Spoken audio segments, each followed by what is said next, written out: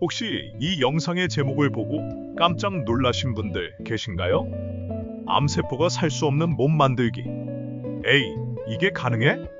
하셨을 텐데요. 그런데 요즘은 말이죠. 건강검진에서 뭐 하나라도 이상 나오면 혹시 암 아니야? 하는 걱정이 드는 세상이에요. 주변에서 암으로 힘들어하는 분들 한두 명씩은 꼭 있잖아요. 오늘 영상은 막연히 불안감 주는 영상이 아닙니다. 우리 몸을 진짜로 암세포가 싫어할 수밖에 없는 환경으로 바꾸는 법. 과학적으로 쉽고 실천 가능하게 알려드릴 거예요. 특히 60대 이상 시니어분들. 오늘 이야기 절대 놓치지 마세요. 수십 년간 수많은 암 환자들을 지켜보며 얻은 지혜, 그리고 최신 의학 정보가 결합된 놀라운 진실. 지금부터 저와 함께 암을 이기는 몸의 비밀을 파헤쳐 볼까요? 그냥 재수없어서 걸리는 거 아닌가요? 이렇게 생각하시는 분들 많죠. 암은 왜 생기는 걸까요? 단순히 운이 없어서라고 생각하시나요? 물론 유전적 요인도 있지만 현대의학은 암 발생의 80% 이상이 생활 습관과 환경적 요인 때문이라고 이야기합니다.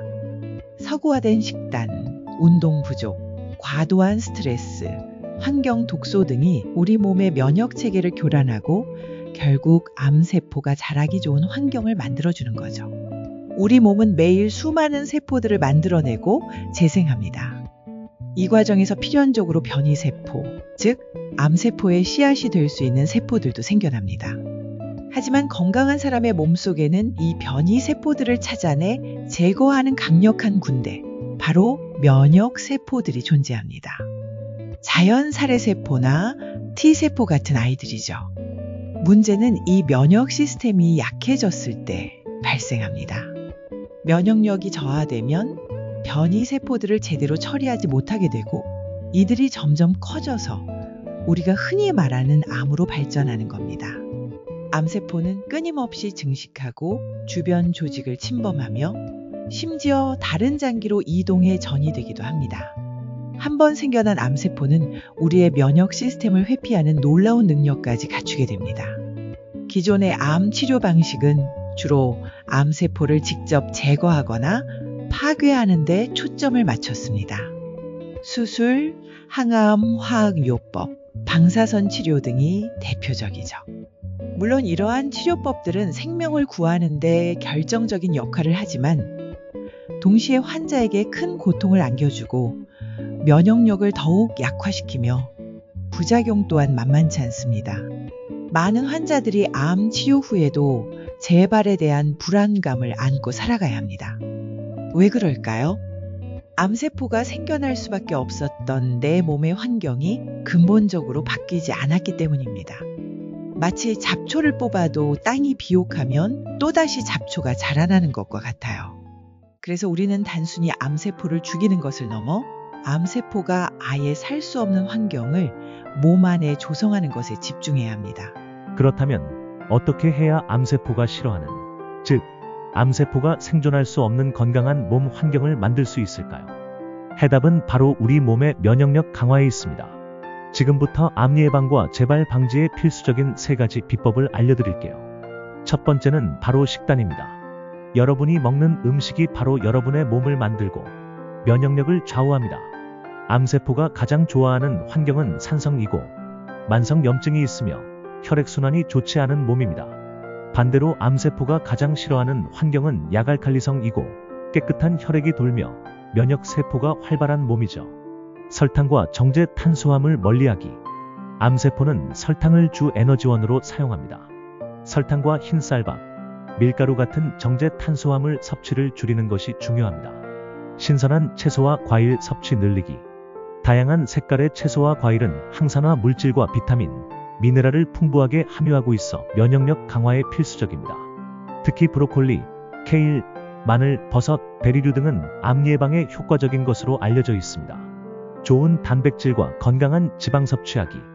가공육보다는 살코기, 생선, 콩류 등의 단백질을 섭취하고 올리브 오일, 견과류, 아보카도 등 불포화 지방을 충분히 섭취하여 만성 염증을 줄여야 합니다. 발효 식품 섭취하기. 김치, 된장, 요거트 등 발효식품은 장 건강을 개선하고 면역력의 70%를 차지하는 장을 튼튼하게 만듭니다.